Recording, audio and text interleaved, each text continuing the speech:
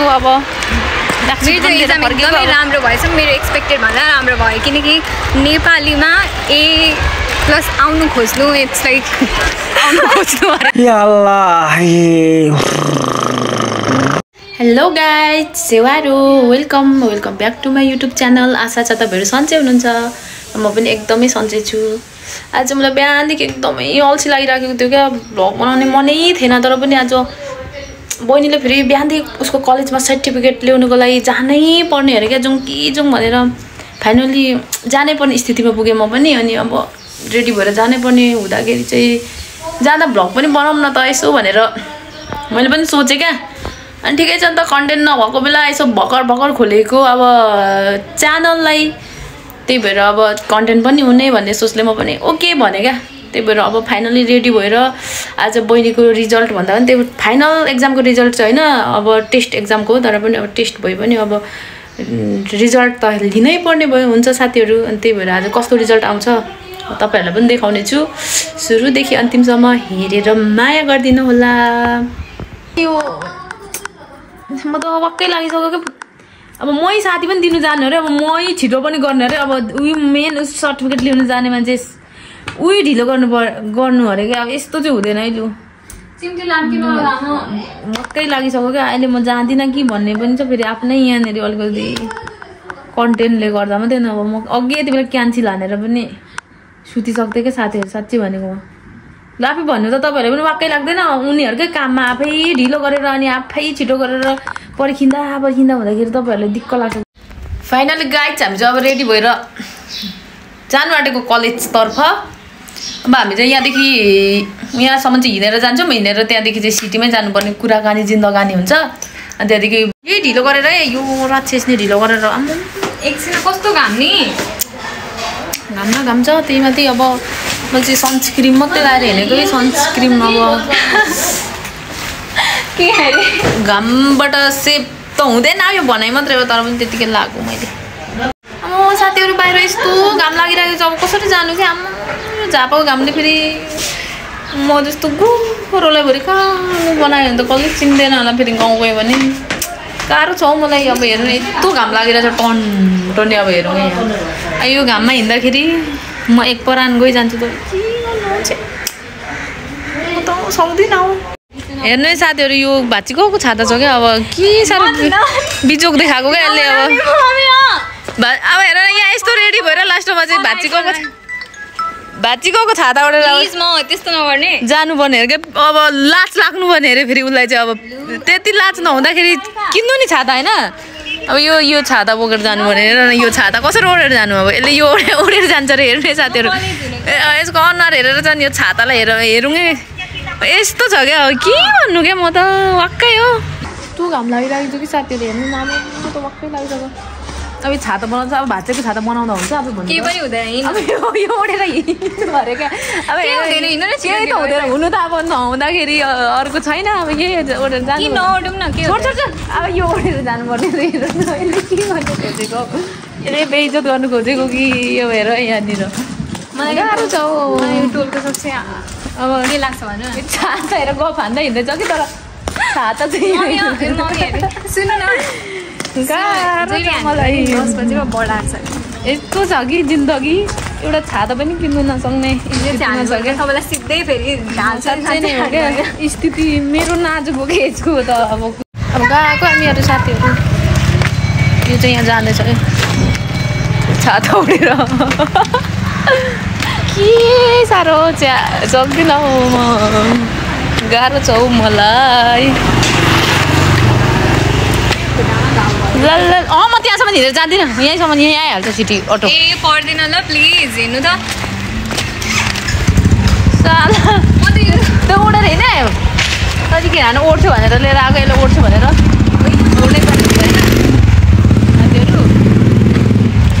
उसलाई अघि त लास नलाग्नु हुन्छ भनेर डर हुँदै थियो। अहिले त फेरि होइन पुरै अनि के हो अहिले त नअडौँ पऱ्यो। अनि यसले के भन्नु भन्दाखेरि कालो आयो नहाल्यो।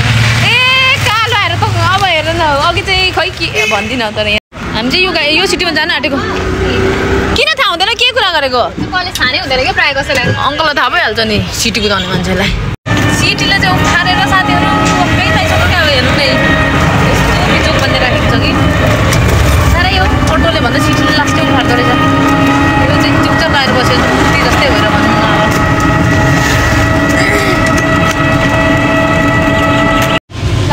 साथीहरू भाडा पनि 150 अरे अब के भन्नु र भन्छ त नि 150 त होइन तर डिस्काउन्ट माग्नु पर्छ क्या यसमा पनि एक बाटी हुँदा सालो जोसँग 1 रुपैयाँ छैन होइन साथीहरू त्यसले नै फेरि यहाँ आएर भन्छ त अनि अरे क्या अब यतिको कन्फिडेन्स चाहिँ हुनुपर्छ है मान्छेमा के भन्नु र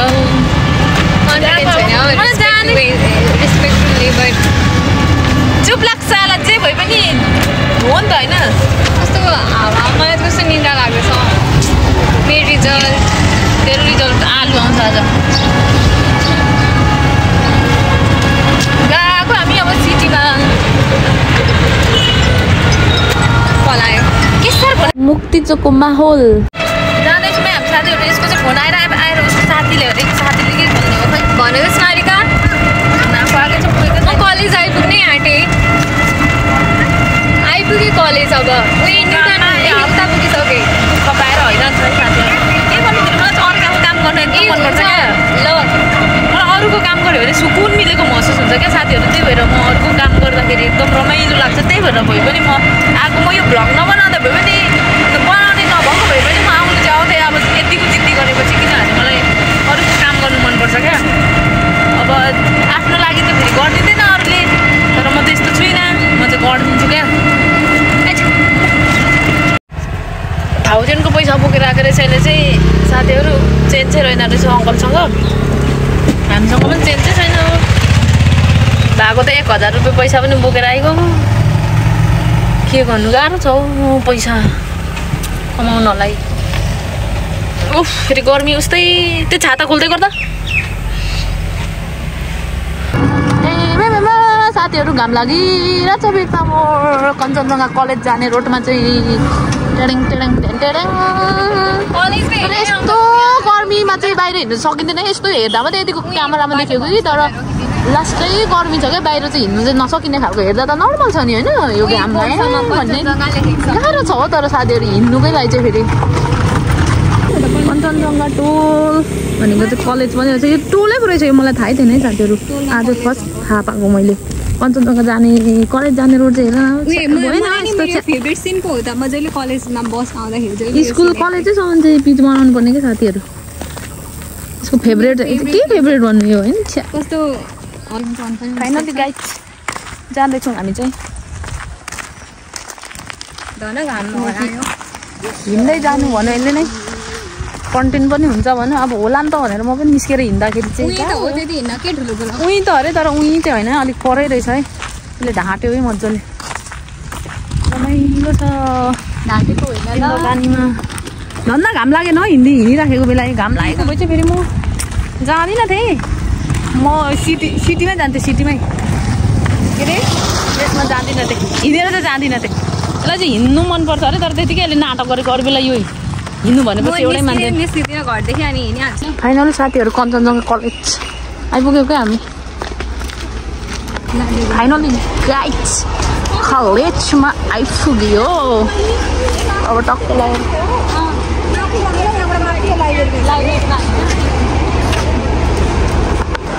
फाइनल साथीहरू यसको हामी जाँदैछौँ अब कहाँ जानुपर्ने थाहा छैन तर पनि गइराखेको छ हेरौँ कहाँ पुगिन्छ खतरा छ ब्याकग्राउन्ड चाहिँ लाइब्रेरी भनेको टपमै रहेछ मलाई थाहा भइसक्यो असिन भइसक्यो म चाहिँ त्यो गएको बिच अगाडि साह्रो पऱ्यो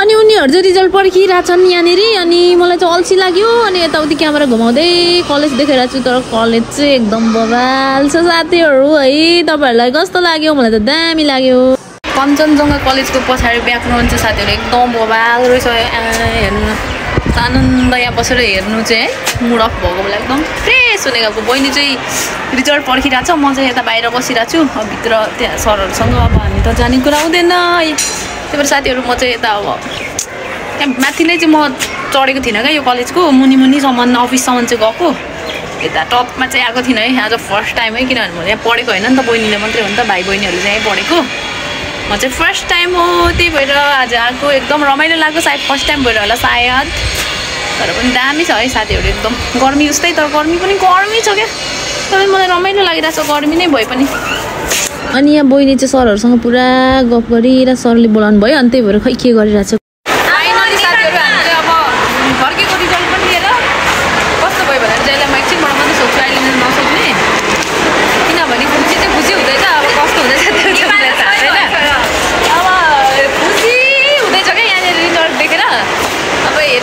घर पुगेरै हुन्छ सबै कुरा अझै हामी फर्केको आमा बस्दा बस्दा वक्कैला पनि मलाई त झन्डै टाउको दुखेर नेपाल चाहिँ के भन्नु भन्छ मलाई नेपालमै डर लागिरहेको छ साँच्चै यसो कुरा जान्छु नि साथी गर्मीले फेरि के साह्रो गर्मी तल अफिस एकचोटि जानु छ है किन हामी घरदेखि नै साथीहरू यहाँ यति उयो गरेर अब हामी फर्किन्छौँ टिफिन टाइम पनि भएछ स्कुल कलेज दुइटै छ त यहाँनिर रहेछ साथीहरू हामी चाहिँ फर्केको अब मेरो चाहिँ एक्जाम एकदमै राम्रो भएछ मेरो एक्सपेक्टेड भन्दा राम्रो भयो किनकि नेपालीमा A+ आउनु खोज्नु इट्स लाइक आउनु खोज्नु अरे आएको भए पनि एउटा कुरा आउनु खोज्नु जेनरली भन्छु होइन मेरो अस्ति नेपालीमा कति आएको थियो 54 आएको थियो अनि 54 देखि एकचोटि 62 कट्नु त्यो त मेरो लागि धेरै प्रोग्रेस हो नि त एकचोटि A+ नेपालीको मात्रै कुरा नगर्न नि अरूमा त के A+ हो गाइस नेपालीमा चाहिँ अलिक गाह्रो हुन्छ क्या नेपालीमा पनि मेरो व्याकरण सबै मिल्छ उयो बिग्रिन्छ के अरे मार्क्स चाहिँ आउँदैन त्यो क्रिएटिभ राइटिङमा तर यसपालि 62 आउनु इट्स एकदम ठुलो कुरो हो मेरो लागि त ल साथीहरू अघि मैले भनेको थिएँ आज कस्तो आउँछ रिजल्ट भनेर म भन्छु भनेको थिएँ अब आफ्नै मुखबाट भनेको सुन्नुभयो होला नि होइन आइएम ह्याप्पी त्यही भएर अब के भन्नु र अरू त फेरि पनि घाममै फर्किनु परेको छ अब अटो पनि छैन सिटी पनि छैन आजको दिन यस्तै भयो ग्लस लिएको थियो जस्तो यति हो एक्जाम राम्रै भएछ कहाँ गएको अहिले टोक्छ अनि टोक्छ चाहिँ त्यही भएर साथीहरू त्यही हो अब अरू त नेक्स्ट क्लिपमा भेटौँ ल अहिले चाहिँ कसै नेपालमा त्यही धेरै आएको फर्क्यौँ साथीहरू हामी चाहिँ अब अटो चढेर फेरि अघि सिटीमा आएको अब अटोमा कस्तै बन्नुभयो हावाले हानेर आनन्द भयो अब एक छिटो कति हाम्रो पनि राम्रै छ